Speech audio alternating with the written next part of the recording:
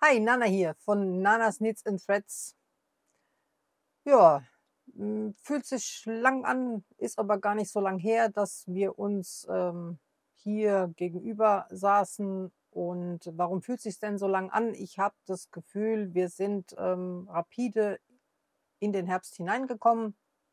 Das heißt also, das Wetter hat umgeschlagen und ja, es haben sich hier auch viel zu viele Projekte und neue Dinge angesammelt, über die ich mit euch reden will, was natürlich meinen Vorsatz oder meinen guten Vorsatz, meine Episoden kürzer zu gestalten, wieder zunichte macht. Und ja, ich hoffe, ihr bleibt dabei. Viel Spaß!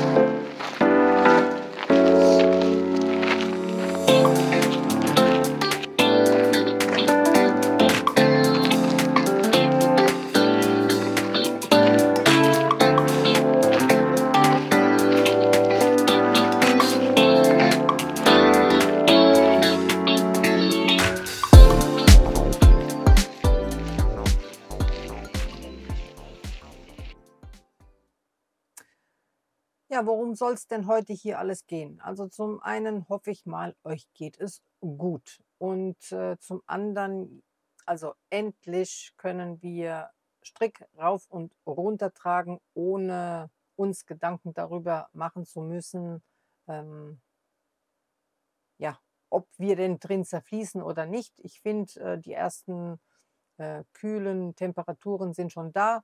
Man kann ja den ein oder anderen Pullover anziehen und dann braucht man einfach keine Jacke. Und ja, finde das einfach wunderbar und da freue ich mich auch drauf. Ich liebe von den 4 Jahreszeiten tatsächlich den Frühling und den Herbst am meisten. Und zwar beide deshalb, weil beide Jahreszeiten für mich viel Farbe bedeuten. Sowohl der Frühling hält ja viele Farbvielfalten für uns bereit und das Gleiche gilt auch für den Herbst. Ich liebe den Beginn vom Herbst, wo sich denn Flora und Fauna langsam verändern und die vielen Farben, natürlichen Farben sich auch zeigen und man darin optisch schwelgen kann. Und ja, bevor der November mit seinem Regen kommt und mit Grau und Grau in Grau, die Zeit finde ich am schönsten, aber wer nicht? Ja, ansonsten, meine Calls haben gestartet. Das heißt, ich muss gerade überlegen, am 1. September, ich habe überlegt, in welchem Monat wir denn jetzt auch sind, wenn ich schon über Herbst rede. Wir sind immer noch im September. Also am 1. September haben 2 Calls gestartet auf Instagram. Der erste Call ist der Nana-Call und zwar werden in dieser Gruppe alle meine bisher erschienenen Designs, es sind ein paar, gestrickt, gemeinsam gestrickt. Aus dem Grund, falls es irgendwie Fragen gibt zu dem ein oder anderen Design oder Anleitung, dann kann ich die viel leichter in der Gruppe beantworten. Aber auch zum anderen möchte ich sehen, was die ein oder andere für neue Ideen dazu hat oder Denkanstöße oder Vorschläge oder wie kreativ mit den Anleitungen umgegangen wird. Und dieser Call läuft bis zum 30. Oktober. Falls ihr also Lust habt, da mitzumachen, schreibt mich gerne an. Läuft über Instagram, wie gesagt, ist einfacher und ihr könnt immer noch dazu stoßen. Der zweite Call ist der Birds of a Feather Call. Da kommen wir später noch dazu. Ist ein Design von der amerikanischen Designerin Andrea Murray, Drea René Nitz auf Ravelry zu finden, eine Kaufanleitung. Und den Birds of a Feather stricken wir in dieser Gruppe gemeinsam bis zum 15. Oktober. Auch da, wenn ihr da Lust habt, könnt ihr immer noch dazu stoßen. Es kommen immer wieder noch neue mit hinein. Wir sind bis jetzt schon um die 90 Personen. Das Tolle an den Call-Gruppen finde ich, dass nicht immer nur Hilfe von meiner Seite kommt, sondern egal ob jetzt in der Birds of a Feather Gruppe oder in meiner Nana Gruppe, wenn jemand zu irgendeiner Frage etwas zu sagen hat, beziehungsweise eine Lösung parat hat, dann wird die mitgeteilt, dann wird geholfen und nicht erst auf mich gewartet und ich muss das Ganze auch nicht alleine schultern und das finde ich toll. Also da funktioniert die Community und mittlerweile wandern ja bestimmt die Hälfte der Teilnehmer von einer Call-Gruppe zur anderen und so weiß ich auch schon, man ist da recht gut aufgehoben. Das wollte ich hiermit sagen. Also wenn ihr Lust habt, könnt ihr gerne mitmachen und schreibt mich einfach über Instagram an. Ihr findet mich unter Nanas Knits and Threads auch auf Instagram. Starten wir doch gleich mal mit dem, was ich trage, beziehungsweise mit meinem ersten Finished Object. Ich trage das Füchsleinswetter Nummer 3. Eine Kaufanleitung auf Ravelry unter Nana Designs zu finden. Gestrickt habe ich es aus einem uralt Stashgarn und zwar SMC Select Highland Alpaca Fino. Wie ihr seht, 50 Gramm, hatte 250 Meter und zusammengehalten habe ich es mit der Drops Kid Silk in der Farbe, was ist es? 31, ist ein Mauve und die beiden zusammen ergeben so einen melierten Effekt, so einen brombeerfarbenen Effekt, äh, den ich zu Anfang gar nicht so toll fand. Die Nanakal-Gruppe war vorher eine Füchslein-Gruppe und da hatte ich es geteilt und alle haben mich dazu ermuntert, doch weiterzumachen und ich war mir nicht so sicher. Also zu Anfang fand ich die Farbe nicht so toll, dann kam Frühjahr, Sommer, also Ende Frühjahr, Anfang Sommer. Ich habe gefragt, ob wir nicht pausieren wollen, ob wir dann im Herbst weitermachen wollen. Und über den Sommer habe ich mir überlegt, doch die Gruppe einfach umzubenennen in die Nanakal-Gruppe, damit einfach auch die anderen Designs in der Gruppe mitgestrickt werden können und auch besprochen werden, wenn Fragen dazu da sind. Ich wollte sehen, welche Kombination wer wie wählt und habe dann aber beschlossen, jetzt, als der Karl gestartet hat, ich nehme das Füchslein wieder auf und schaue mal, wenn ich es weiter stricke, wie ich es finde. Und jetzt bin ich froh drum. Ich weiß nicht, ändert sich der Geschmack irgendwie mit den Jahreszeiten? Ähm, Hat es was mit der Modewelt zu tun? Keine Ahnung. Also wie gesagt, Ende Frühjahr war ich nicht so begeistert. Jetzt bin ich froh, dass ich es gestrickt habe und auch wie ich es gestrickt habe. Fragt mich nicht. Sind es die Hormone? Ist es das Alter? Nehmen wir es einfach mal so hin. Was habe ich denn an Füchslein Nummer 3 verändert? Also zum einen habt ihr schon gesehen, ähm, Ärmelbündchen. Ist viel länger als wie im Original Füchslein. Habe ich extra so gewählt. Dachte, im Herbst ist das toll. Dann stehe ich mal auf, dann sieht man es besser. Ich habe es hier unten genauso gestaltet. Das ist auch länger, das Abschlussbündchen.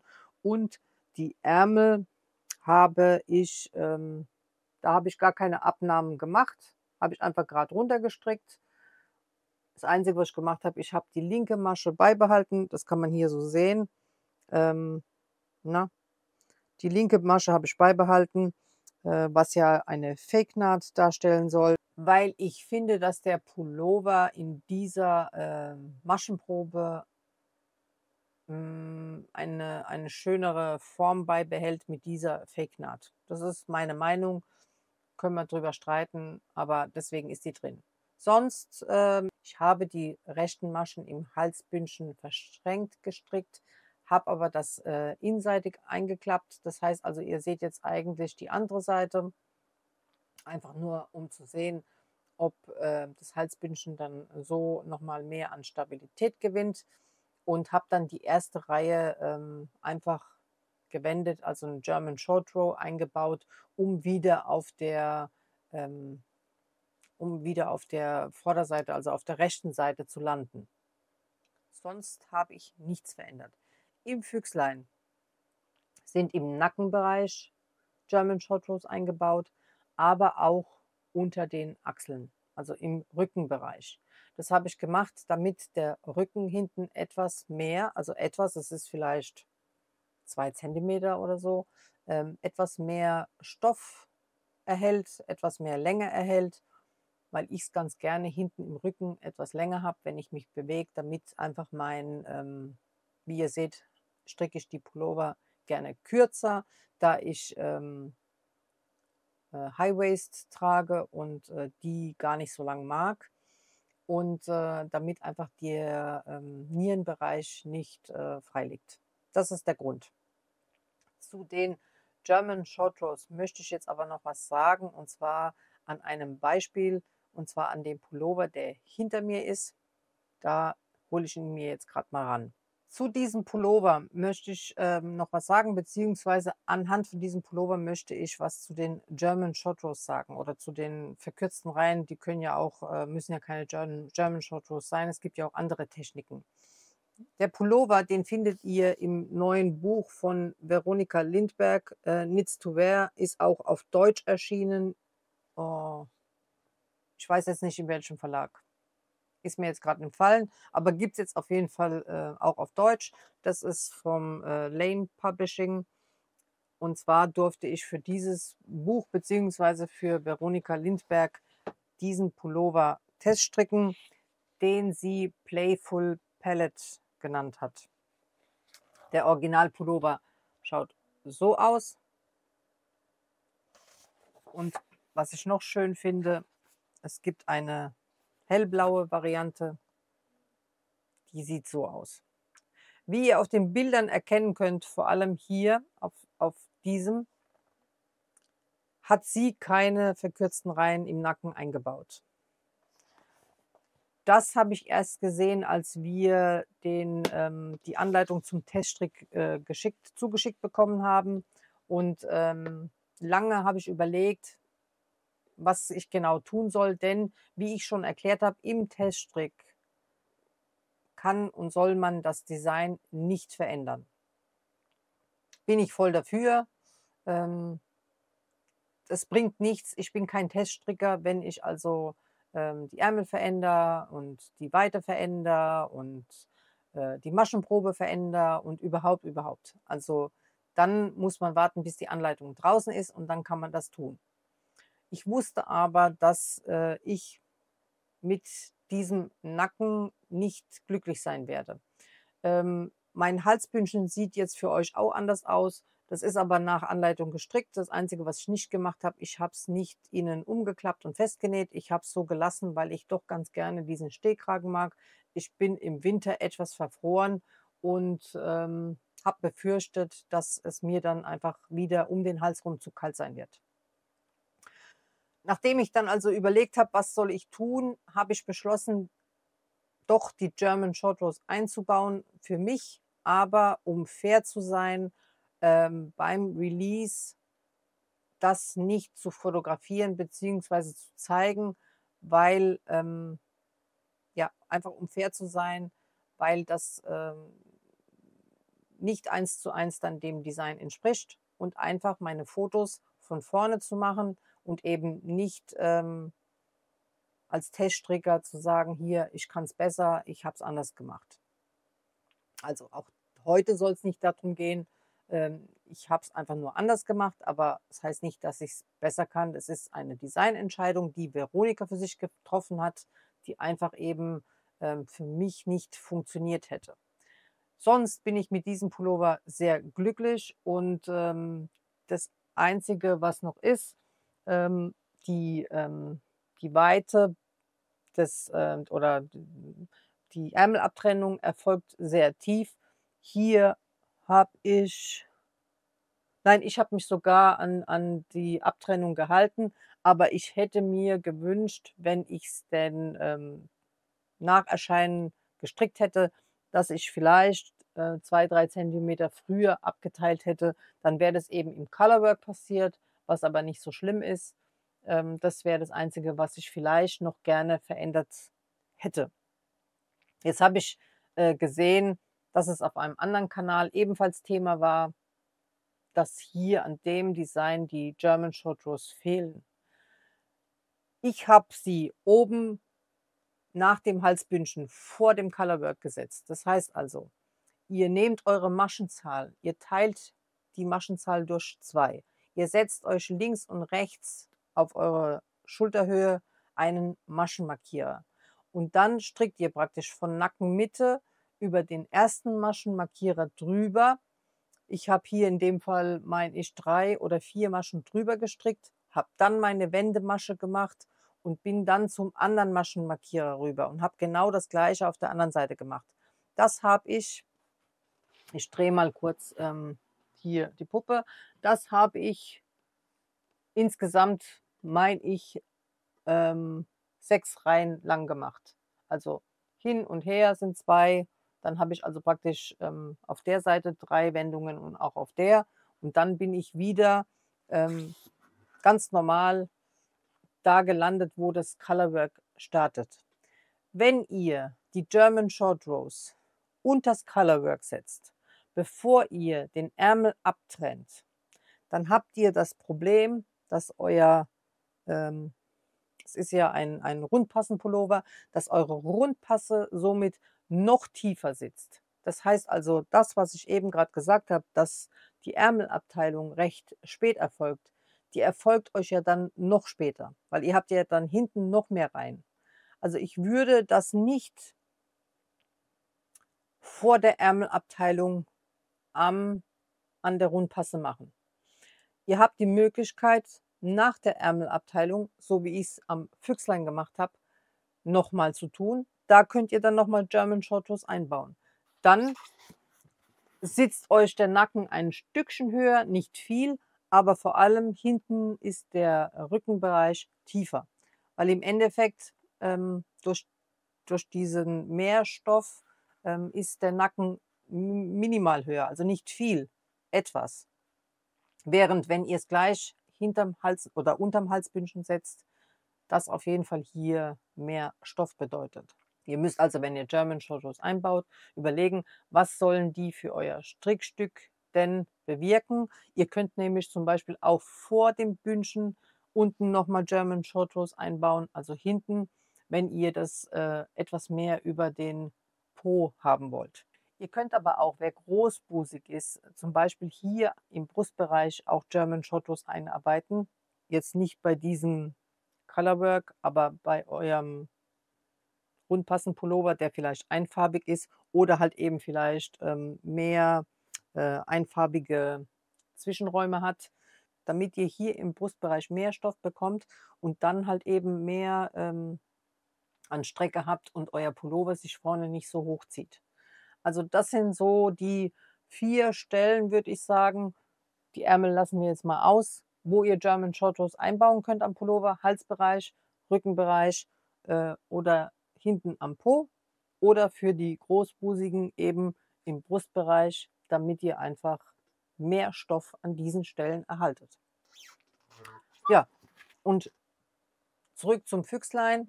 Das habe ich aus den Gründen genauso gemacht hier. Ich habe im Halsbereich German Short Rows und ich habe im Rückenbereich, die man aber, wie es in der Anleitung steht, optional auch weglassen kann. Das muss jeder für sich selbst entscheiden.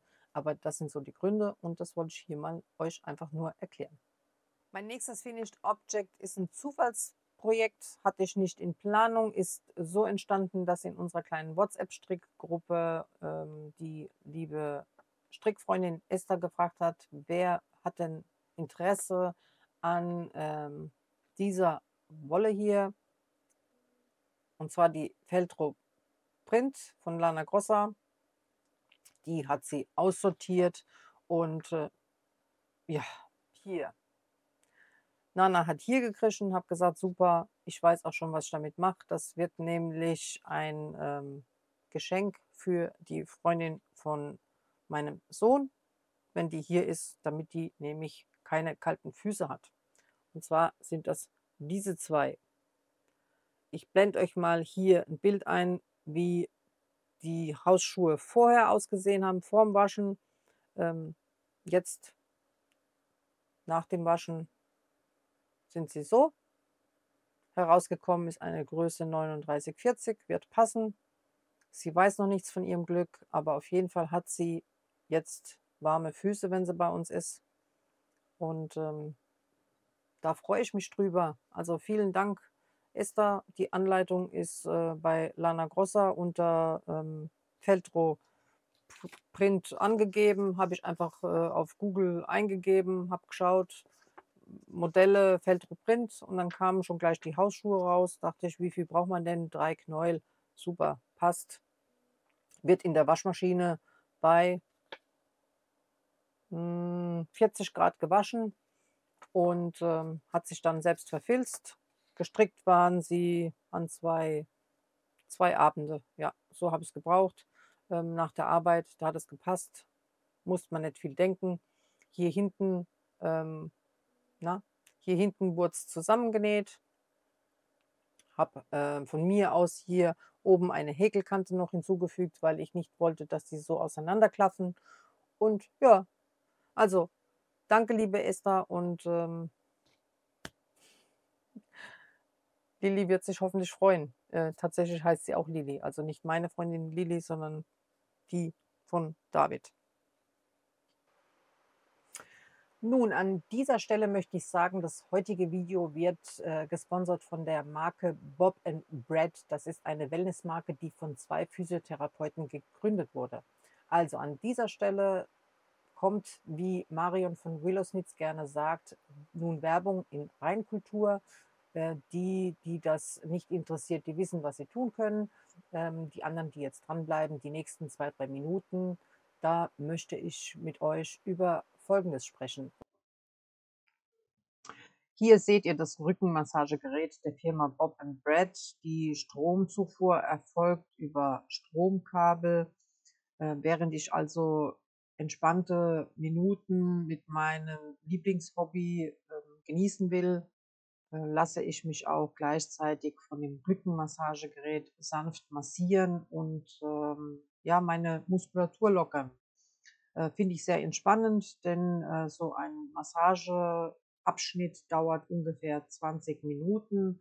Wenn dann die 20 Minuten vorbei sind, dann kann ich das Gerät auch gerne für die Oberschenkelmuskulatur zum Beispiel nutzen, was ich sehr angenehm finde, da ich den Tag über auch viel auf den Beinen bin, oder eben die Rotationsbewegungen wechseln, also in die andere Richtung. Das geht ganz einfach per Knopfdruck.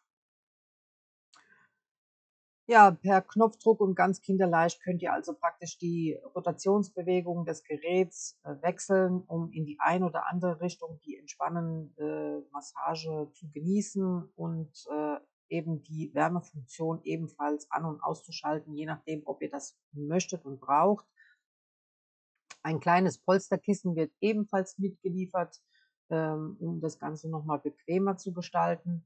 Und ich packe euch den entsprechenden Link in die Infobox. Über den Link kommt ihr direkt zum Produkt auf Amazon und könnt mit einem Rabattcode, der heißt Bob Brad 16, 10% auf das Produkt erhalten.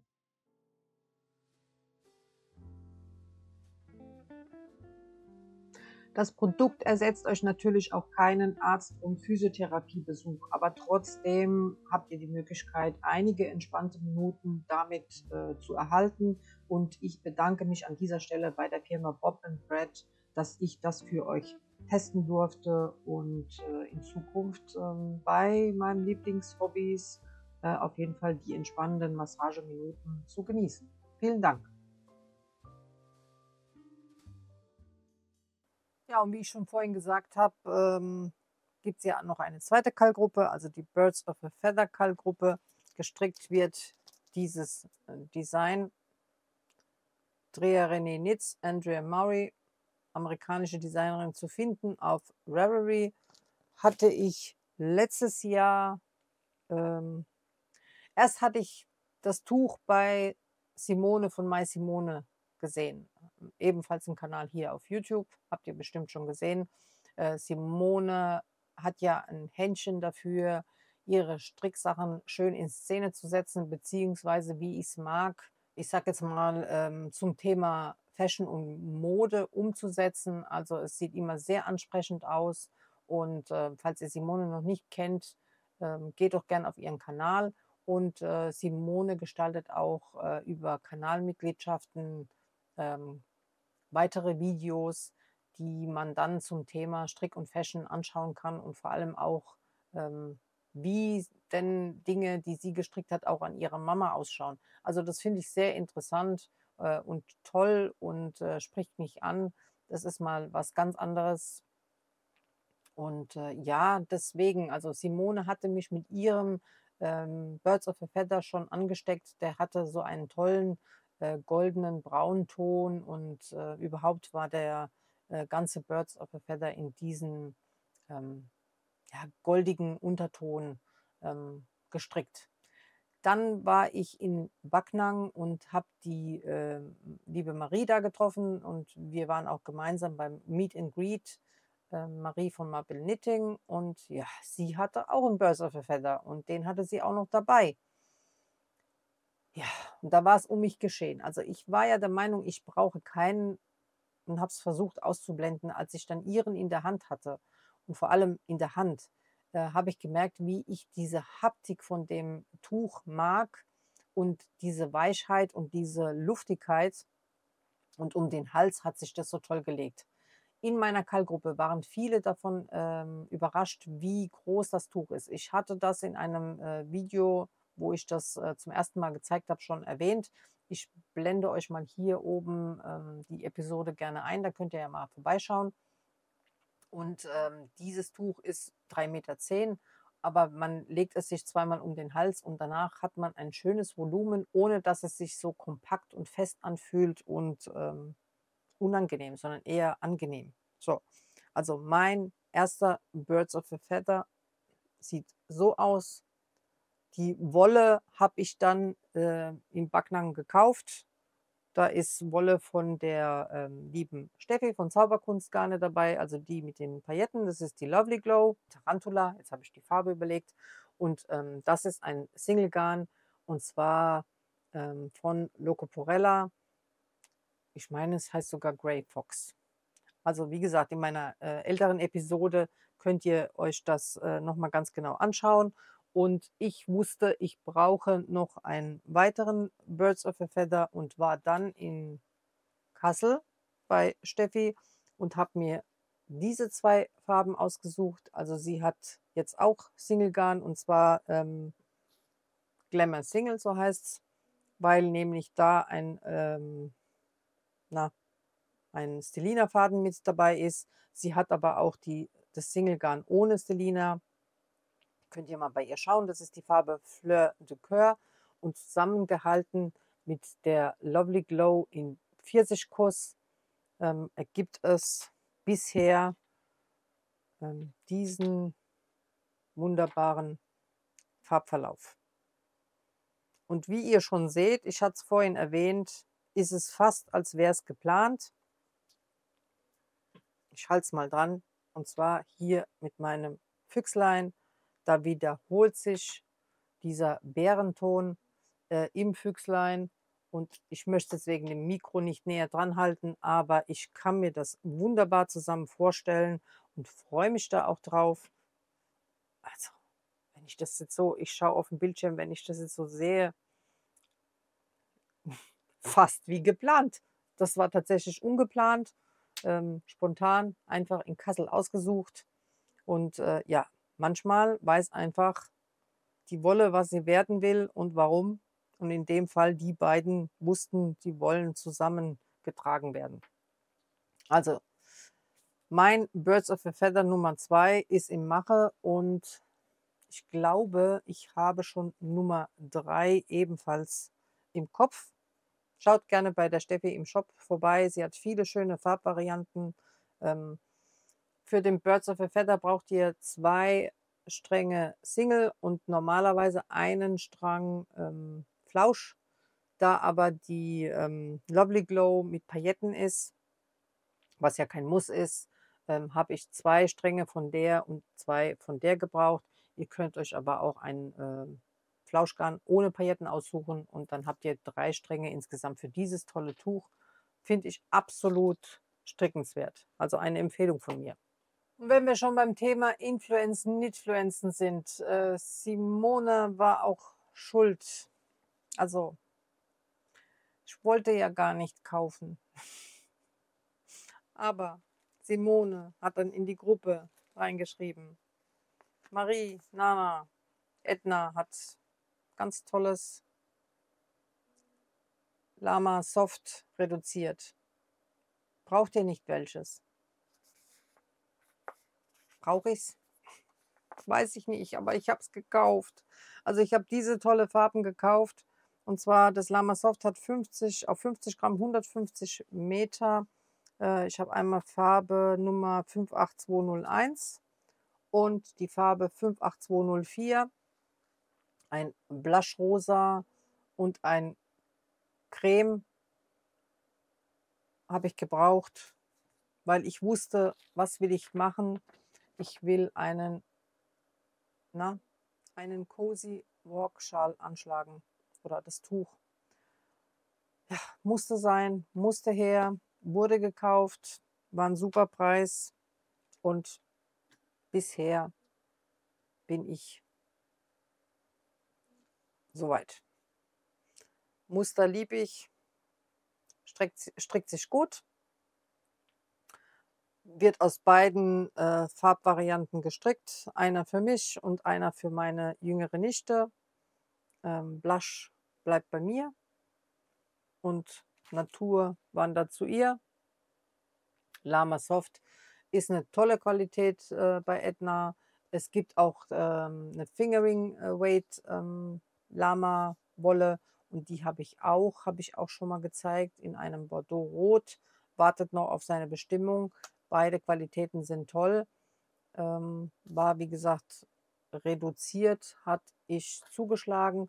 Mit dem Code NANAXEDNA, den blende ich euch jetzt hier ein, erhaltet ihr aktuell bis 30. September auf alle Wollqualitäten bei Edna 30%.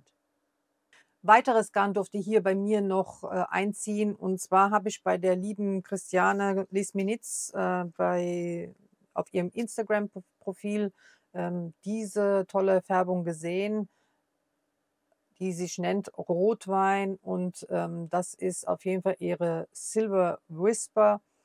Wie ihr seht, auch wieder Flausch mit Pailletten. Finde ich einfach wunderschön. Das ist einfach so schön soft und weich. Und ja, ich liebe Rottöne. Und ich dachte mir, ich habe von Mandy meine Wolle, deine Wolle, die Soft Sock und die beiden zusammen könnten vielleicht einen Birds of a Feather Weihnachtsschal ergeben. Das ist so in meinem Kopf die Vorstellung, was die zwei Garne miteinander zu schaffen hätten. Mal sehen, ob ich dazu komme. Das wäre so die Traumvorstellung. Und dann habe ich noch bei der Christiane die äh, Tracking Mini in der Färbung Lightning mir bestellt. Ähm, Ihr seht, da ist Violett, Bordeaux-Rot, Schwarz mit drin. Fand ich ganz toll. Wollte ich einfach mal sehen, ob die Färbung was für mich ist. Die Christiane ist übrigens auch auf Backnang zu finden. Falls ihr also vorhabt, Backnang zu besuchen, dann findet ihr die Christiane mit einem Stand ebenfalls dort. Und ich denke mal, ein Besuch ist es auf jeden Fall wert. Ich habe auch von der Christiane die Harissa in Kassel mitnehmen dürfen. Und zwar ist das die Farbe Eukalyptuswald. 60% Schurwolle und 20% Seide und 20% Hanf.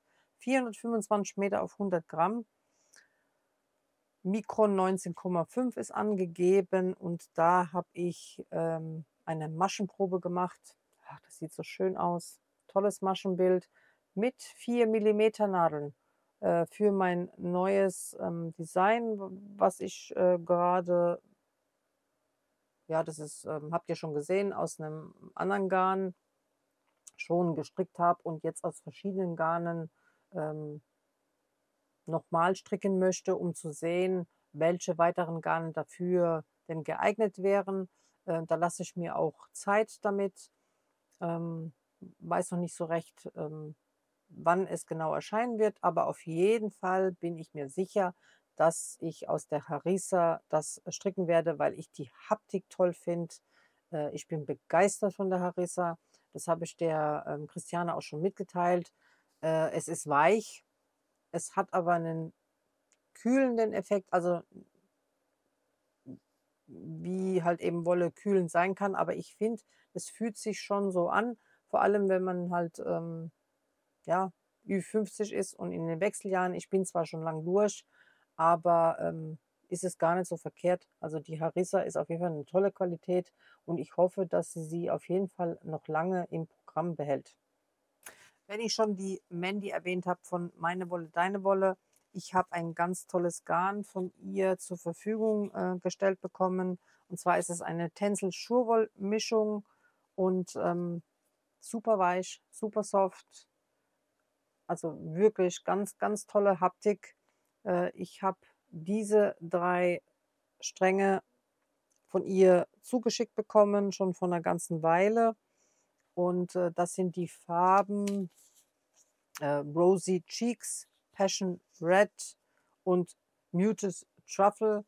Zusätzlich bei ihr die Anthrazitfarbe hier dazu bestellt. Diese Farbe nennt sich Storm, weil ich nämlich beim Teststrick mitmachen wollte von der Beatrice Mays. Und zwar bei diesem Teststrick, den Tatanschal, wollte ich unbedingt stricken. Und das waren meine 4 Farben, die ich dafür gewählt habe. Das Design findet ihr mittlerweile auf Ravelry, ist als Kaufanleitung dort zu haben und wie ihr schon hört, also schon erschienen. Und ich habe leider bei diesem Teststrick versagt, also im Sinne von nicht, den nicht stricken oder beenden können. Ich bin leider nur so weit gekommen, das ist das Muster. Na, bin absolut begeistert, sieht sehr schön aus, werde auch daran arbeiten. Ihr werdet das also mit mir verfolgen die nächsten Wochen. Aber warum habe ich bei dem Teststrick versagt? Ähm, Wir waren im Urlaub in Serbien und bei 40 Grad Wolle zu stricken ging einfach gar nicht. Also dort war es so heiß, dass ich es einfach nicht geschafft habe, in den Wochen an dem Schal zu stricken. Und das habe ich ihr auch mitgeteilt, der Beatrice, und habe mich entschuldigt, habe gesagt, normalerweise bin ich zuverlässig, aber leider klappt das hier nicht, das schaffe ich nicht. Es tut mir leid. Also, schaut gerne bei ihr auf Ravelry bei dem Projekt vorbei. Schaut, was die anderen gestrickt haben. Das ist wirklich ein ganz tolles Tuch. Ich finde das Design außergewöhnlich.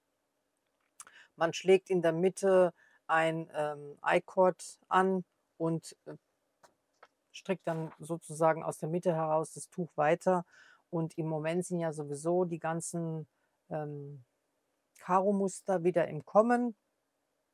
Und dachte, das würde super passen, zumal ja auch im Herbst oder beziehungsweise Herbst-Winter 25, 26 dieses Mokkamus genau im Kommen ist und die Rottöne oder Bordeauxtöne und Blush-Rosa-Töne auch wieder in der Modewelt zu finden sind. Und dann dachte ich einfach, ja, die 4 Farben zusammen, das ist mein Tatanschal. To be continued, also es bleibt auf der Nadel, wird gestrickt, dauert nur etwas. Zum Thema Herbst möchte ich auch noch euch jetzt einige Bücher vorstellen. Zu meiner Schande muss ich sagen, die habe ich schon letztes Jahr angefragt und bin leider nicht zum Rezensieren gekommen. Es ist mir aber eine Herzensangelegenheit, diese tollen Bücher euch nochmal zu zeigen. Und zwar vom STV Verlag. Einmal 150 farbenfrohe Strickmotive und ebenfalls vom STV Verlag 100 prachtvolle Häkelquadrate. Ich finde gerade jetzt in den kommenden Wochen ist das doch wieder aktuell. Das sind ganz tolle Bücher. Softcover, Leopold Stocker Verlag. Fand, war ich begeistert von, vor allem, also ich habe jetzt hier das Strickbuch mal in der Hand, wird gezeigt, wie denn verschiedene Muster auf verschiedenen Garnen herauskommen zum Beispiel. Und die Muster sind vielfältig und wirklich toll. Also wenn ich da sehe, auch dieses Krabbenmuster, wie toll das rauskommt. Ihr seht Entchen und ja, maritime Muster, die,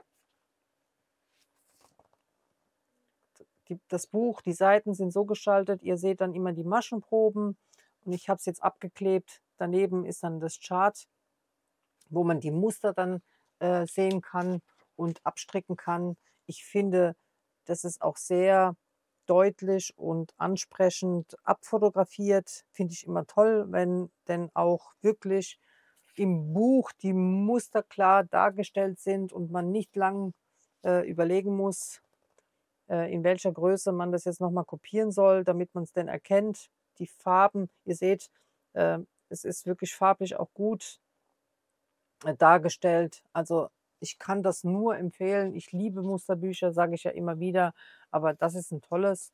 Und hinten im Buch habt ihr auch entsprechend Anleitungen, wo ihr das auch nochmal umsetzen könnt. Finde ich toll. Ja, man kann es hier nochmal sehen auf dem Deckblatt. Also die Vielfalt der Muster ist wirklich da, also für alle, für groß und klein, für Herbst, für Ganzjahr. Und das Gleiche gilt auch für dieses Häkelbuch. Also dem Strickbuch würde ich 5 von 5 Sterne geben, dem Häkelbuch 4 von 5 Sterne. Und zwar aus dem Grund, also fangen wir mal mit dem Positiven an. Das sind verschiedene Quadrate, die nach den, na, wie sagen sie, inspiriert von den schönsten Fliesen aus aller Welt nachempfunden sind. Also das wurde dann halt eben interpretiert und die Anleitung, ich halte es mal kurz in die Kamera, sind dann so aufgebaut und ihr seht, es gibt verschiedene Häkelquadrate, was ein gutes Resteprojekt sein kann, denn wir alle haben ja immer genug Reste, die wir produzieren und das sind außergewöhnliche Muster und ja, finde ich wirklich toll, wenn man das sieht im Projekt, was daraus entstehen kann. Super, große Vielfalt. Das Einzige, was ich halt eben als Minuspunkt ansehen würde, ach so, hier, man kann auch Projekttaschen schöne machen. Was ich als Minuspunkt ansehen würde, ist halt eben, dass das mir manchmal zu filigran ist, beziehungsweise, das ist jetzt noch ein gutes Beispiel, vielleicht kann man es irgendwo sehen. Das Einzige, was ein Minuspunkt ist für mich, ganz kurz als Beispiel, ist, dass manchmal die Muster die Farben zu sehr beieinander sind und ich gar nicht den Farbwechsel richtig sehen kann. Also da hätte ich mir beim Häkelbuch jetzt einfach gewünscht, dass es etwas deutlicher abgegrenzt ist. Aber ihr habt auch hier hinten im Häkelbuch nochmal die Techniken erklärt. Ähm, Wie gesagt, beide Bücher vom STV Verlag und totale Empfehlung. Super. Zum Thema Edna. Edna hat uns Influencern von Zeit zu Zeit schicken die neue Garne, beziehungsweise man kann sich Projekte aussuchen und die erstellen ja immer für ihre Website kostenfreie Anleitungen. Also bei edna.de oder AT könnt ihr mal schauen. Da gibt es immer neue Anleitungen, die ihr herunterladen könnt, kostenlos. Und man kann sich dann aus diesen neuen Designs, die ich finde jetzt für die kommende Saison Herbst, Winter gelungen sind, also die gefallen mir sehr. Da gab es einiges, was mir gefallen hätte. Da kann man sich dann eins aussuchen und die entsprechende Wollqualität dazu und Menge, die man braucht für seine Größe und Farbe. Und ich habe dieses Design ausgesucht, weil ich weiß, dass das meiner jüngeren Nichte gefallen würde. Wie ihr seht, ist das unten oversized. Man kann aber auch diese Jacke länger stricken, aber in dem Fall werde ich sie cropped stricken. Und zwar aus dieser Merino-Qualität. Die Qualität ist von Svarta Faret. Das ist die Farbnummer 22 13 21. Ohne Brille und so klein kann ich es kaum lesen. Also das ist das Einzige, was ich immer wieder bei Edna auch angemerkt habe, dass gewisse Dinge, ich verstehe nicht, wieso man die so winzig klein druckt. Ist doch genug Platz da. Also das ist die Farbnummer und Anschlag ist schon erfolgt, damit ich einfach ja, das nicht so sehr herauszöger und immer mal wieder dran strick. Na, ich finde, es hat ein ganz tolles Maschenbild. Also ich bin wirklich begeistert von der Merino-Qualität. Kann ich nichts Schlechtes sagen, also im Moment nicht. Bin ich wirklich überrascht und gefällt mir sehr gut. Ist schön weich. Farbe voll im Trend. Kommt ja jetzt im Winter auf jeden Fall ganz viel Bordeaux und Rot bleibt auch im Frühjahr, Sommer nächsten Jahres. Also freue ich mich, ist sowieso eine der Lieblingsfarben von mir, wenn man das überhaupt sagen kann, ob ich eine Lieblingsfarbe habe. Aber ich liebe Rot, Orange und Grün. Das sind so Töne, die ich mag. Und ja, das wird auch in den nächsten Wochen uns begleiten. Und noch ein Garn wurde dann dazugelegt. Das war sozusagen als Überraschung im Paket.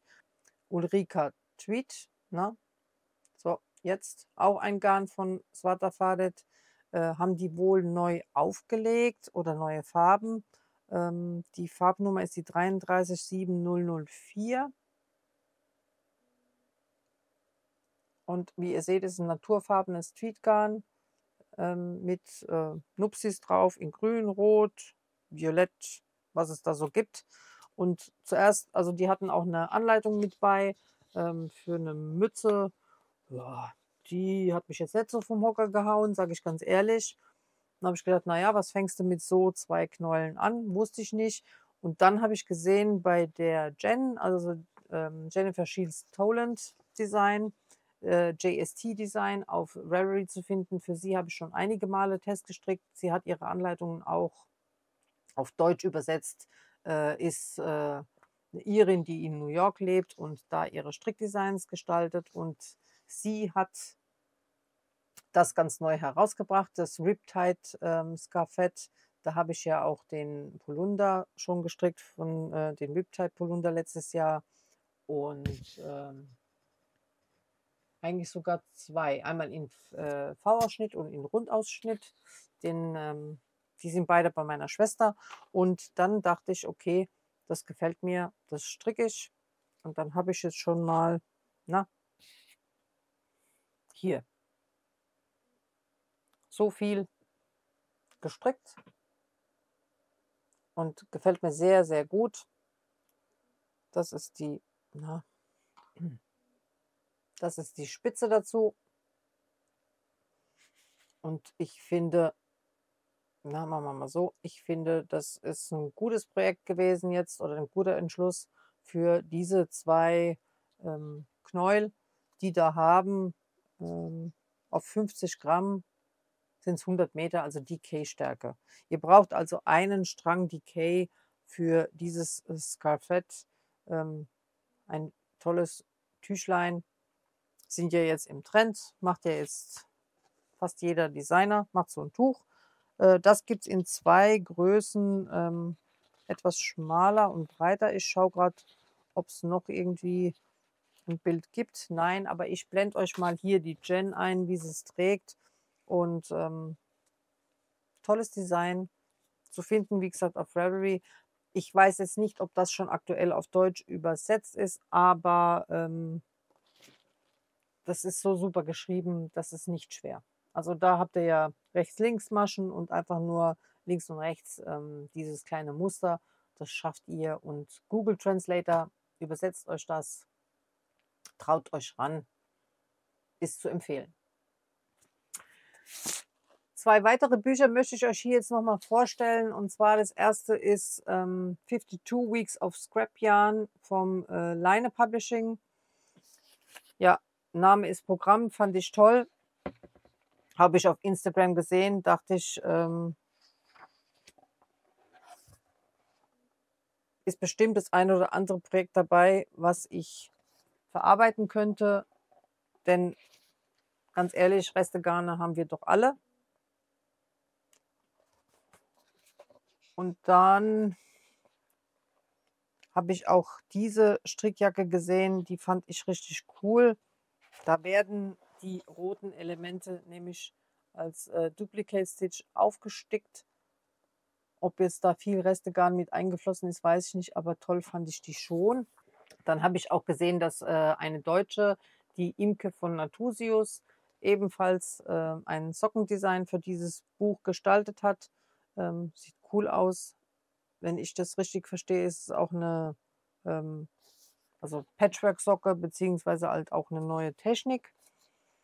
Und ich fand auch für Weihnachten so ein kleines Etwas doch auch schön zu stricken für jemand, der eben gerne selbst werkelt. Also bin total begeistert.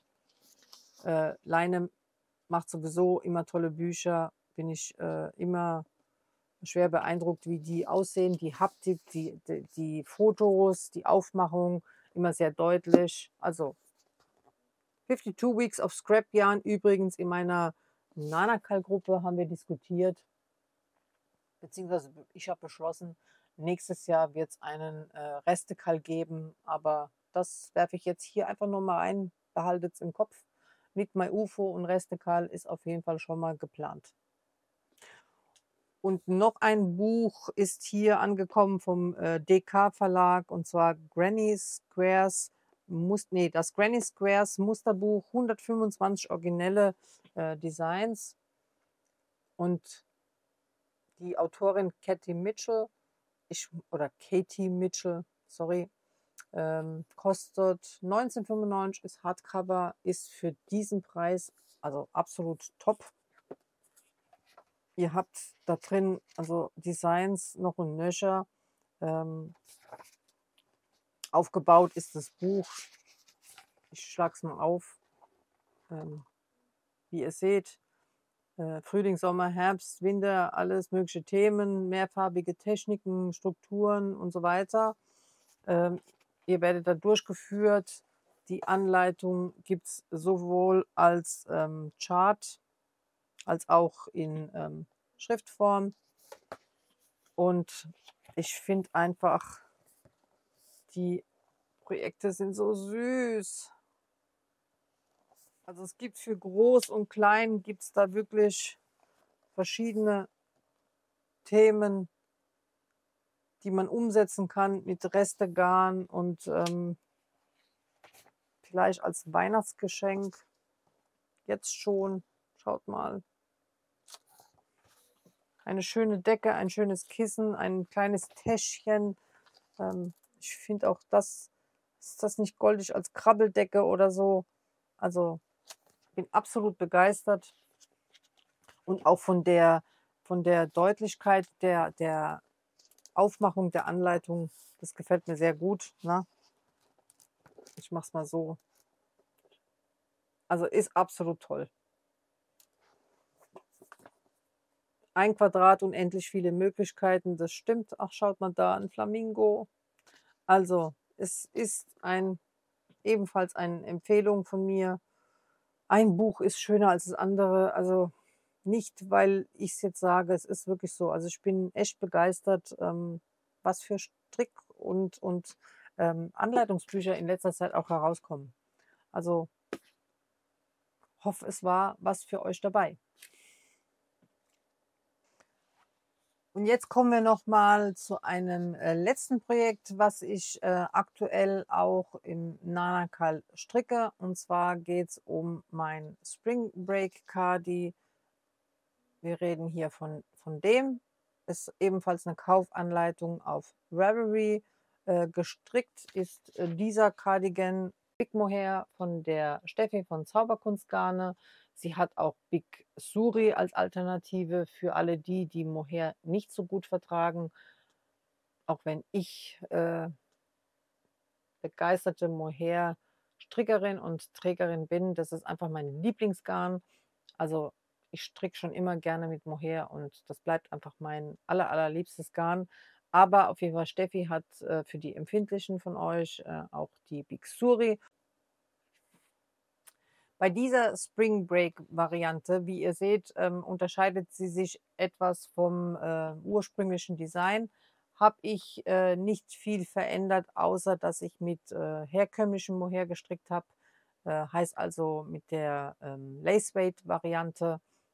Ich habe mich deswegen dafür entschieden, weil ich Produktproben geschickt bekommen hatte für meine Mohair-Folge, unter anderem, aber auch von einer lieben Followerin, und zwar von der Jutta, habe ich folgendes Mohair geschickt bekommen, das Lang Zen. Ähm, Nicht nur sie, auch eine weitere Followerin hat mir Mohair zugesendet, also die liebe Veronika auch. Vielen Dank dir, Veronika, und auch der Jutta, die mich mit dem Garn hier unterstützen. Vor allem, weil sie beide sich das Garn gekauft hatten und nicht vertragen, mich aber gefragt haben, ob ich es denn verwenden wollen würde. Und bei Flausch bzw. Mohair sage ich nie nein. Das ist einfach mein absolutes Lieblingsgarn. Also hatte ich von der Zen was da und hatte dann aber auch von meiner Mohair-Folge folgende Farben zum Testen von verschiedenen Firmen zugesendet bekommen. Da ist dabei gewesen, jetzt muss ich mal schauen, also einmal die Zen, habt ihr ja jetzt gesehen. Dann ist vom Mayogarn Mohair mit drin. Das habe ich sogar zweimal. Dann hatte ich von Crea de Luxe Mohair da. Dann hatte ich von Camaros die Midnazol zum Testen für die Folge bekommen. Und ebenfalls von Langjans die Mohair Luxe. Und zu der Qualität möchte ich sagen, die erhaltet ihr ebenfalls bei der Steffi im Shop. Die ist nämlich wunderbar. Das ist diese hier. Die ist super weich. Das ist super Kid Mohair. Und da habt ihr 77% Mohair und 23% Seide. Ist super soft. Ähm, Im Gegensatz zur Zen. Die Zen unterscheidet sich. Die hat 35% Schurwolle noch mit drin und 35% Alpaka und 30% Seide. Das ist also kein Mohairgarn, aber es vertragen ja auch nicht alle Alpaka. Das wollte ich dazu sagen. So, also habe ich hier oben angefangen mit der Zen zu stricken und habe dann langsam hier runter in die anderen Farben hineingefädet. Ich nehme es mal runter. Also im Gegensatz zu diesem Original Cardigan, wo ich das Big Mohair einfädig verstrickt habe mit 6 mm Nadeln, habe ich hier ebenfalls 6 mm Nadeln benutzt, aber das Mohair dreifädig gehalten. Und trotzdem ist dieses Strickstück oder das Strickmaterial dünner als wie das von dem ursprünglichen Cardigan. Trotzdem wollte ich zeigen, dass man das natürlich auch in dieser Variante stricken kann. Ähm, Die Abstufung, die ihr in der Kamera seht, ist für euch deutlicher sichtbar als wie in Natura. Das ist aber der Technik zu schulden. Also die Technik macht mehr möglich, als wie sie manchmal muss. Und ich habe das immer so gemacht, dass ich also praktisch mit 3 Knäueln weiß gestartet habe. Dann habe ich hier die Midnazol reingenommen, einfädig, und habe dann nur noch 2 Faden weiß gehabt. Habe dann hier unten einen Faden weiß und 2 Fäden Midnazol gehabt und habe dann hier schon die neue Farbe mit hinzugenommen. Also dann weiß weggelassen und 2 Fäden Midnazol mit der neuen Farbe und so weiter und so weiter. Also immer so immer dreifädig und immer wurde dann entsprechend ein Faden weggelassen und ein neuer hinzugenommen. Das ist jetzt geblockt. Das habe ich jetzt mal zwischengewaschen. Das habe ich auch in der Anleitung geschrieben, dass man das doch bitte auch mit dem Big Mohair machen soll, weil sich das dann nochmal anders legt. Also Mohair, die Haare, die legen sich anders nach dem Waschen und dann sieht man viel besser, wie das Strickstück an einem sitzt. Was ich auch empfehle, ist während dem Stricken, also wenn man hier die Arme abteilt, dann erst mit den Armen weiter zu verfahren und im Nackenbereich hier inseitig und zwar komplett eine Häkelkante einzuhäkeln, damit einfach das Strickstück nicht auseinanderfällt. Weil Mohair ist nun mal weich und je mehr Gewicht da dran hängt, desto mehr zieht sich das dann auseinander.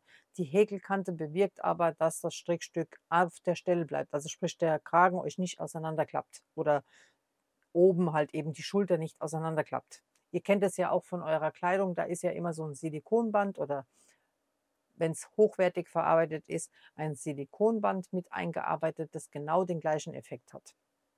Also, ich würde die Häkelkante arbeiten, wie es in der Anleitung beschrieben ist. Hier ist ein doppeltes Halsbündchen, das ist noch nicht zugenäht. Da sollte man meiner Meinung nach einen Hutgummi noch mit einfügen. Dann kann man den Druckknopf versteckt das sieht man ja, außen sieht man den Druckknopf hier nicht. Den kann man dann versteckt hier anbringen, wobei die Steffi auch tolle Schmuckknöpfe, Schmuckdrückknöpfe bestellt hat. Da kann man natürlich den auch sehen. Die waren halt eben banal, ganz normal und nicht unbedingt vorzeigbar. Deswegen habe ich sie versteckt. Also man kann wählen, wie man es will. Ich wollte bei dem Cardigan extra keine Knopflöcher und auch extra keine Knöpfe annähen, weil ich finde, dass das weiche Material dann zu sehr drunter leidet, denn es zieht dann natürlich das Material, das Gewicht runter und ich finde, dann sehen einfach diese Knopfbänder oder Abschlussleisten nicht mehr schön aus. Meine Meinung, aber soll jeder machen, wie er möchte. Wenn man das dann also praktisch am Halsbund alles beendet hat, erst dann würde ich an den Ärmeln weiter stricken beziehungsweise die beenden, weil dann habt ihr auf jeden Fall die Sicherheit, dass ihr die finale Länge trefft, die für euch perfekte finale Länge. Auch beim Ärmel würde ich zwischenblocken. Simone sagt das ja auch immer in ihren Videos, dass sie gerne zwischenblockt. Finde ich toll.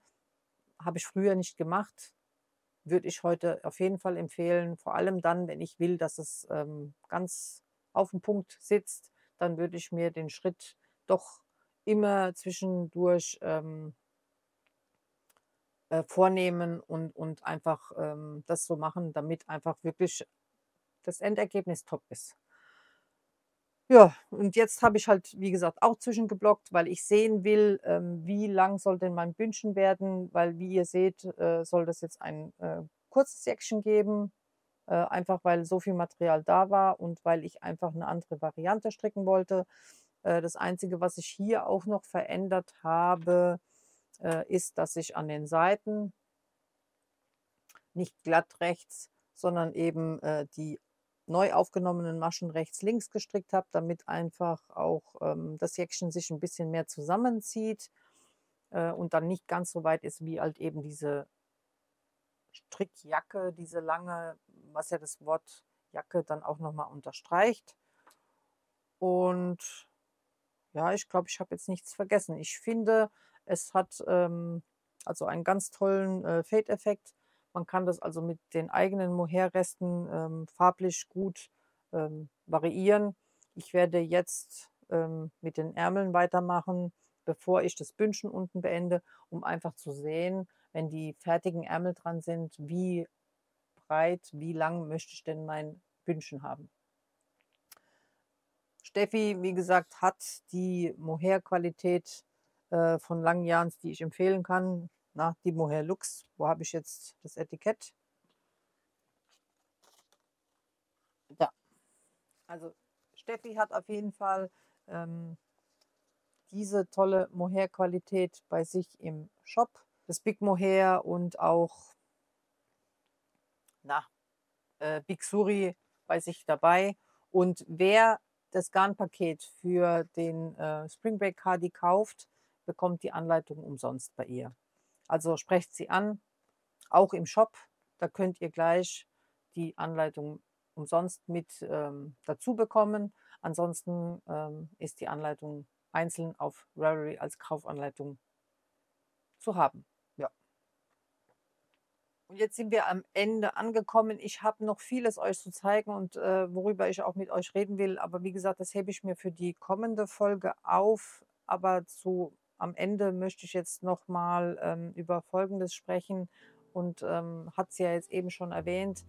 Die ein oder andere Followerin ist immer so nett und unterstützt mich hier mit diversen Produkten, um die an euch zu verlosen oder halt eben, dass ich sie testen kann oder eben nutzen kann. Dafür bin ich total dankbar. Und eine Followerin hat halt gehört, wie ich gesagt habe, ich habe Probleme mit dunklen Nadeln und dunkler Wolle. Ich sehe dann das nicht beim Stricken, möchte aber mit Metall nicht stricken, habe die Lückennadeln in Pink in Kassel nicht gefunden. Tatsächlich hat Steffi später mich angeschrieben, hat gesagt, ich habe welche da im Shop. Welche brauchst du denn? Also habe ich mir da 2, 3 austauschbare Nadeln in Pink auch noch nachbestellt. Aber davor hat mich eine liebe Followerin angeschrieben und hat gesagt, hier, ich habe ein Set heller Nitro-Nadeln, die nutze ich nicht, möchtest du die haben? Ich war sprachlos. Wie ihr seht, ich habe zugesagt und zwar dankbar, weil Nadeln habe ich nie genug bei all den vielen WIPs und UFOs, die ich produziere, aber auch so, dass ich so derart ja, beschenkt werde und vor allem unterstützt werde, da bin ich sehr dankbar dafür. Also das wollte ich an dieser Stelle mal sagen, sei es Mohair, was man mir einfach zuschickt und schenkt, oder halt eben die Filzpantoffeln, die ich jetzt gemacht habe, auch die Wolle. Also es ist nicht selbstverständlich und das weiß ich. Ich kann nur sagen, ich versuche das ja auch auf die eine oder andere Weise zurückzugeben. Ich sehe den Mehrwert dadurch, den man hat. Wer gibt, dem wird auch gegeben und ja, das wollte ich hier an dieser Stelle nur sagen. Also nochmal ein dickes, dickes Danke. Sei es auch ein Abo oder ein Daumen hoch oder ein Herzchen oder einen tollen Kommentar. Ich habe auch nach der letzten Folge eine total lange E-Mail bekommen und ausführlich und auch einen ausführlichen Kommentar. Da bin ich immer überrascht, dass wirklich sich jemand die Zeit nimmt und auf mein Video oder auf mein Video eingeht und gewisse Themen aufgreift und dazu was sagt und dass der Austausch da ist. Also da bin ich wirklich sehr dankbar. Das wollte ich nochmal an dieser Stelle sagen. Ich freue mich über euch alle, die ihr zuschaut, die ihr mich unterstützt. Ich unterstütze gerne auch, wie ihr seht, vor allem kleinere Unternehmen oder Handwerber und auch Podcaster. Ich muss mal schauen, Fadenfusion wollte ich euch nahelegen, ist eine sympathische Podcasterin, Mrs. Andrea Nitt. Muss ich mal schauen, ob der Name richtig ist. Ja, genau. Mrs. Andrea K. Hat jetzt auch gestartet. Also das sind jetzt neue Podcaster. Ja, also ich habe damit kein Problem, jemanden zu nennen und auch zu unterstützen. Und ich freue mich auch über jede Unterstützung, die mir hier gegeben wird. An dich nochmal vielen, vielen Dank. Es war wirklich, also ich bin wirklich bewegt und dankbar dafür. Und an euch alle da draußen genauso. An nette Worte, Postkarte, ach, was ist schon alles angekommen. Da bin ich wirklich sehr froh. Auch bei den Wollfesten, wenn ich angesprochen werde, da freue ich mich immer drüber und macht das ruhig auch weiterhin. Wenn ihr mich seht, sprecht mich an, ich weiß nicht. Also bis jetzt wüsste ich nicht, dass ich es getan hätte. In diesem Sinne, Ich freue mich, dass ihr zugeschaut habt. Ich hoffe, ihr hattet die letzten Minuten, ich weiß nicht, wie lang das Video jetzt geworden ist, Spaß mit mir. Nächstes Video folgt jetzt auch bald, weil, wie gesagt, einiges hier schon wieder aufläuft und ich möchte das einfach hier verarbeitet haben und mit euch besprochen, damit einfach sich nicht so viel ansammelt. Und ja, ich bin dann auch angespornt, wirklich daran zu arbeiten und mich zu beeilen. Und abschließend sage ich auch, ihr braucht keine Angst haben. Mich stresst weder ein Stash, mich stresst auch kein Anschlag. Also der Anschlag schon, ich hasse es, neu zu starten. Das dauert aber nur kurz an. Ansonsten, solange eine Nadel frei ist, jetzt habe ich ja wieder Nachschub, solange kann ich auch immer wieder neue Projekte anschlagen. Die stören mich nicht. Ja, Knit My UFO im Januar ist ja wieder ein Grund mehr, da Nachschub zu produzieren. In diesem Sinne, Happy Knitting und schön, dass ihr dabei wart. Tschüss!